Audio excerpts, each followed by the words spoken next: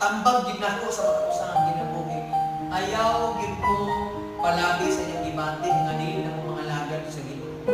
Dagan ko nakitaan ng mga Kristohanon nga napakyas, sa ako napakyas ko. Niabot sa point nga mundag at ako pagka-pastor. Uli ko sa balay. Hindi na ko mga lagad sa Ginoo. Pero salamat sa Ginoo mga igsoon. Sige ko pa rin mahin sa ako ba. Ayaw pagpabilin sa inyong kabugaw, sa inyong kaulawan, ang mga tingnan na igsoon, hindi pasabot na napakyas ka din na kapuling gamitin sa Ginoo. Amen?